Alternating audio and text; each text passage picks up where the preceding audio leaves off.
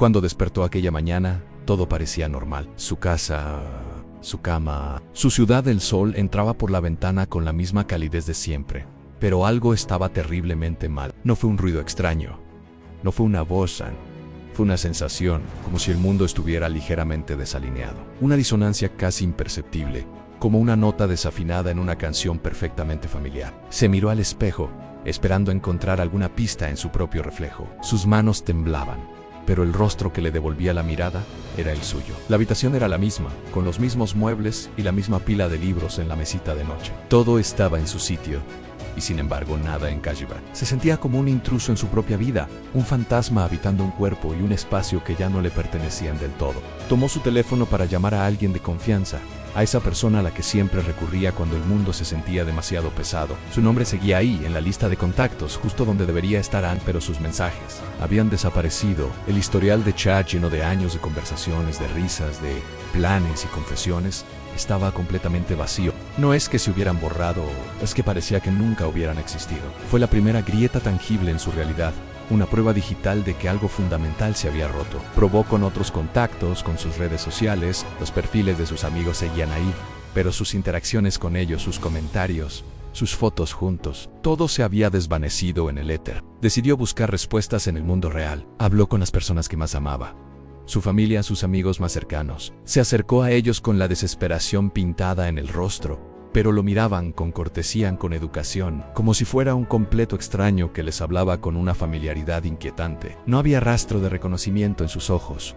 solo una educada confusión. «Disculpa, ¿te conozco?», le preguntaron una y otra vez. Cada negación era un martillazo, demoliendo los cimientos de su identidad, aislándolo en una burbuja de soledad en medio de las caras que una vez llamó hogar. El amor, los recuerdos compartidos, todo se había convertido en un monólogo sin respuesta. Acorralado por el pánico, buscó pruebas de su existencia.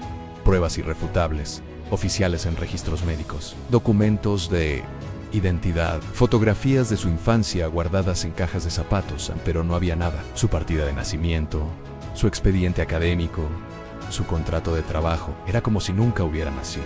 En las fotos familiares donde debería haber estado él, ahora solo había un espacio vacío, o peor aún, la imagen se había reconfigurado para que su ausencia pareciera natural. Se había convertido en un glitch, un error en la Matrix que estaba siendo sistemáticamente borrado de la realidad, no solo del presente, sino también del pasado. Lo más aterrador no era que el mundo se hubiera vuelto loco, era que no lo había hecho. El mundo no estaba roto, funcionaba perfectamente. La ciudad bullía con su rutina habitual, la gente iba a trabajar, reía en los cafés, vivía sus vidas sin notar el más mínimo cambio. El universo no se había detenido por su desaparición, él simplemente no tenía lugar para él. Era un fantasma invisible, un espectador de una obra en la que antes era el protagonista. El sol salía, los autos avanzaban y el tiempo seguía su curso, indiferente a su tragedia personal. La normalidad del mundo era el testimonio más cruel de su propia inexistencia. Al principio pensó que había viajado a otro universo, una teoría clásica de la ciencia ficción. Quizás había saltado a una realidad paralela, una casi idéntica a la suya, pero con una diferencia clave. En este universo, él nunca había nacido. Se aferró a esa idea, porque le daba la esperanza de poder volver, de encontrar el camino de regreso a su verdadera realidad. Pasó días investigando física cuántica, teorías de multiversos, buscando una explicación que le diera sentido a su pesadilla. Si era un viajero perdido, entonces existía la posibilidad de un retorno, pero la verdad era mucho más siniestra. Entonces entendió algo aún peor. No había viajado a otro universo. Su universo seguía intacto, girando exactamente como siempre lo había hecho. El que había cambiado era Ellen. No estaba en el lugar equivocado. Estaba siendo expulsado del único lugar que había conocido. El problema no era el cosmos. El problema era su propia existencia. Esta revelación fue más devastadora que cualquier otra, porque eliminaba toda esperanza. No había un hogar al que regresar porque este ya era su hogar. Un hogar que ahora lo rechazaba activamente, como un cuerpo que rechaza un órgano trasplantado.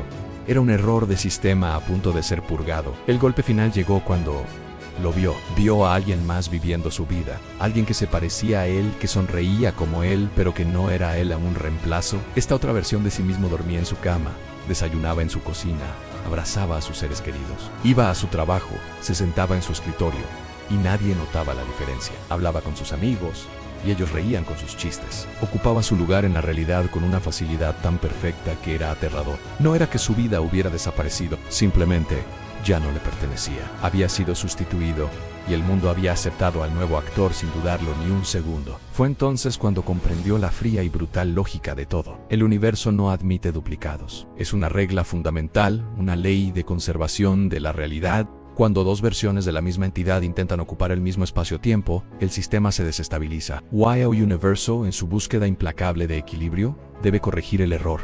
Una de las dos versiones debe desaparecer. No es algo personal, no es Melissa, es simplemente una corrección en progreso. Y él era la versión que estaba siendo eliminada, desintegrada lentamente de la memoria y de la materia. No es un extraño en una tierra extraña. Es una redundancia, un eco que se desvanece mientras camina hacia la nada, sintiendo como los bordes de su conciencia se deshilachan. Una última pregunta resuena en el vacío que está a punto de ocupar. Si tu vida desapareciera hoy, ¿quién lo notaría? Gracias por acompañarme en esta historia. Si te gustan este tipo de reflexiones, no olvides seguir el canal.